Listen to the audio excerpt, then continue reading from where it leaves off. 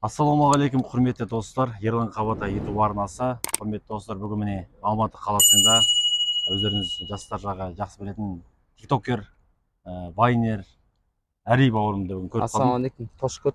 Уалейкум ассалам, Әли. Өзін көргенде қуаныштымын. Енді Әли бауырым енді өзің тиктокта жүрсің, мынада жүрсің, мұнда жүрсің, енді қазір жарнама түсіріп жүргенсің. Өте қуаныштымын. Жалпы тикток дегеніміз жалпы өзің қай жердің тумасы боласың, содан бастайықшы. Мен Шымкент қаласы Сарыағаш дейтін Сарыағаш қаласынан боламын. Еңкес дейтін ауылдың жігітін. Абай көшесі 16-шы үйде тұрамын. Мен осы тикток қызық негізінде мынандай болған. Класста бір жігіт дос баламен спортқа кетемін, мен блогер боламын деймін. Блогер бола алмайсың дейді. Енінен үдетті келеді. Ол кезде тикток ені, инстаграм ені шыққан кезде ғой. Сөйтіп бағам енінен үдет ағалармен енді жолығуға алмадым. Бірақ былай сөйлесе алмаймын ша, жолығып. Сөйтіп тикток дос бала айтады, Аман дейтін дос бала отыр, тоже падай класста оқыған. Сол инстаграм мен тикток түсіріп жүрген екен. Сол поддержка өтіп, содан кейін осылай цитата айтып, короче, блогер болдым ғой. Сен мен түсінгенім бойынша сен достармен бәстессің. Олар саған айтты, сен блогер бола алмайсың деді, сен блогер боламын дедің. Сосын ененен сен ауылына келді сол кезде. Ауылға Сарыағашқа келдік, фанаттар көп болды. Арасын қысып, бірақ жолығамын. Қазір енді аманда орындалады дейді ме? Бүкіл блогерлермен жолықтым. Блогерлермен кездестің. Енді сол сен қазір блогер болу үшін ғой. Қазіргі таңда сол бәстескен баламен қазір сөйлесіп жүрсің бе? Сөйлестің бе, айттың ба, чотамын дедің бе? Айттым, короче, досым сенім ғой саған дейді ғой. Сенім деді ме саған? Екеуің бәстескенде бір белгілі бір ақшаға, бір дүниеге ештеңеге бәстесесің ғой? Бұндай харам нәрсеге емес, тиісті былай ғой. Былай жігітше, иә? Жігітше. Енді өзің қазіргі таңда блогерсің, рекламаға түсесің, реклама ғой, тиісті. Енді мынаны сұрақ енді. Үйдегі әке шешең, ағайын туысқандарың жалпы бұл сенің ісіне қалай қарайды? Олар сені қолдай ма, әлде саған сенбей ме, әлде? Мен басына маған сенмеді, енді қасы қолдайды. Маған айтады, жақшаннан, дұршаннан бай түсесен, поддержка береміз ғой дейді. Енді сен тиктокты өзіңді блогерсің ғой, білесің, комментарий қарайсың, кісілер жазады, ана-мынау жазады барлығы. Боқтайды. Соларға деген көзқарасың қандай? Сен мазақта прикол ұстайтындар бар ғой, әңгіме ашық келген кезде. Мынау батан, мен қолымнан келе ма бүкіл нәрсе, халыққа көмектесіп жүрмін ғой, талай көмектестім, қайырымдылық істеп жүрмін. Мен үстімнен көретін адамдар қолына келмейді деп ойлаймын. Содан кейін комменттің астына сөйтіп жазады. Мен бұл комментке мән бермейсің бе? Мен боқтағанша мен көтеремін бұның арқасынан. Бұл маған поддержка берген деп ойлаймын. Енді өзің жаңыз жеке жұмыс істейсің бе, әлде продюсер, администратор, менеджер бар ма қасында? Мен менеджердің ағаларым бар, поддержка беріп жүрген ағалар бар. Тараздың жігіттері тоже. Қалағанда тараз. Енді мына Рухпатиге оралсақ, қазір Рухпатиде өзің барсың ба, жоқсың ба негізінде? Рухпатиде негізінде бармын, батан. Өздері сені шақырдың ба, әлде сен өзің оларға ұсыныс айттың ба? Өздері сені шақырды, алғаш рет. Бірінші рет бардым, сол кезде көрдім. Жуықта Рухпатиге сені көруі мүмкін бе? Сенің достарын тағы шыққалы мүмкінсің бе Рухпатиге жекпе-жекке? Алла қаласа шығамын батан. Екінші сезонда да. Қазір чисто реклама, сонымен үй бағып жүрмін. Енді өзің орындап жүрген хит сені белгілі еткен Интахи, Интахи жалпы қалай шықты, қалай айттың? Интахи қызық болсын батан. Сөйтіп Елеке дейтін ағам бар, тоже қайырымдылықпен айналысып жүрді. Жесай қаласында барам, сол аға идея тастайды. Мен апа 15 мың теңге жазып берді, соны түсірдік. Сонымен бір күн ішінде 4,5 миллион адам көрді. 4,5 миллион? Иә, 2 күн ішінде 12 миллион.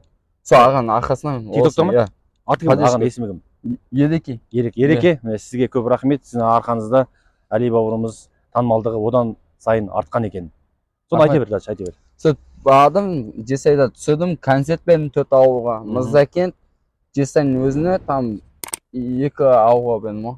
4 ауылға концерт бердім. 5 теңгеден билеттің бағасы. 5 теңгеден жеке концертінде беріп үлгерді, сол әннің арқасында. Сол тек бір ән айттың ба, әлде тағы да басқа әндер айтылды ма концертте? Мен там бір өлең жаздық, Белолым дейтін өлең бар тоже. Сол Елеке дейтін аға қазақшаға аударып берді, мен соны барып айтып, соны жаздым. Белолым, ай жақындашы, Белолым, тыңдашы мені, Белолым, сүйемін сені, Белолым, ақ Белолым деген ғой. Осы ән қазір шықты ма қазір? Қазір шықты иә. Бар, Онша қатты ұрмады ма? иә. Мынау Интахимен тойға шығасың ба негізінде? Иә, шығамын батан. Тойға шақырады, Иә.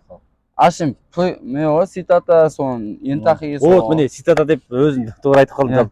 Енді соны оралайық. Цитата туралы оны айту, оны шығару ол қалай басталды? Батан, конечно, қызық болсын. Үйде мамашка ішпешка ойнап, мені газ жағады. Иә. Сол кезде конечно. Ішпешка ойнама, киіп қаласыз. Әкеме ойнама, істеп қаласыз деген шығамын. Соны кетті. Иә, аяғасы. Ойдан ғой батан ба. Мысалы, аспан ашық, бізге Алматының қыздары ашық деп. Соны цитата бар. Ақша келсін, ең басы ауылмен сырласып кетпесін деген бар.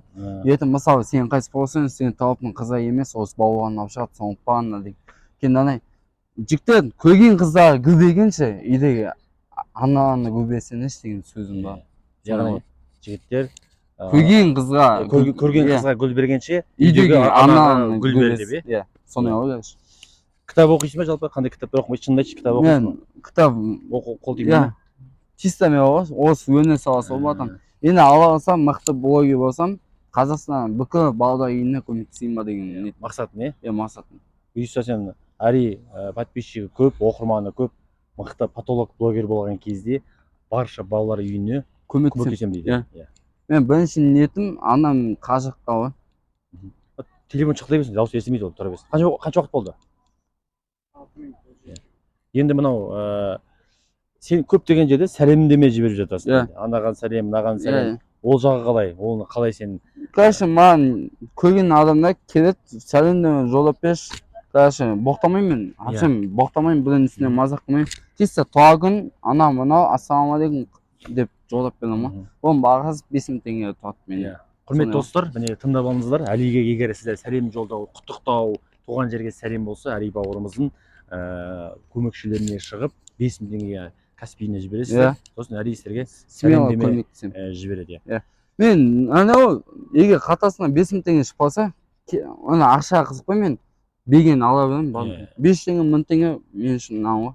Ең бастысы ол еңбектен сыйластық, құрмет дейсің ғой. Енді Әли жалпы дуэт айту бар ма? Біреумен рэперлермен, бір әншілермен, жас әншілермен біреумен дуэт айтқың келе ме? Дуэт па? Иә. Кіммен айтқың келеді мысалы? Айтайын ба? Қолына ұсыныс рет көрсін де бәлкім көріп қалады. Мен Қайрат ағамен. Қайратпен, иә. Қайрат атасын мынау өлеңді ұнайды маған. Махаббат бағындағы саған бұл едің, соғақтағы қыздан көңілді деген. Бараман деген әне? Иә, бараманның қасына деген. Енді Әли бауырымыздың бұл бізде қазір өз жарнама түсіріп жатыр екен, сол кішігірім уақытын алып сұхбат алып жатырмыз. Әли бауыр, мен де осы тыңдармандарға өзінің туындын Интахиді бір айтып, бір жақсы бір тегіліп дейсің. Ассалаумағалейкум ағайын, ағамыздың TikTok, Instagram, YouTube каналын жігіттер, қыздар, давайте поддержка берейік. Баршаңызға аман есен жүрін, алманы шышыманы еліміз тыныш болсын. Ағамыз өсе берсін, өне берсін, өне саласын ақтара берсін. Сізден мен орындауымда Интахи өлең етпен. Интахи болады менің атым Қасапчик Әли. Интахи ызанап мазамды алмашы гүлі деген. Рахмет сіздерге. Рахмет. Енді бір цитат айтып берсең. Ақша кетсін, ең басы абыроймен сыйласып кетпесін. Ақша кетсе кетсін, бірақ ең бастысы абыроймен сыйласып кетпесін. Абыроймен сыйласып кетпесін. Әли бауырым, сіз арамызда сыйластығымыз жүре берсін. Көп рахмет сізге. Құдай қаласа, жасың 21 жасар екен, жас 21-де. Жасың не? 21-де ғой. 21-де міне, жап-жас болса да қазір үлкен іс тындырып жүр екен. Әлиге қолдаңыздар, құрметті достар. Көп рахмет. Рахмет.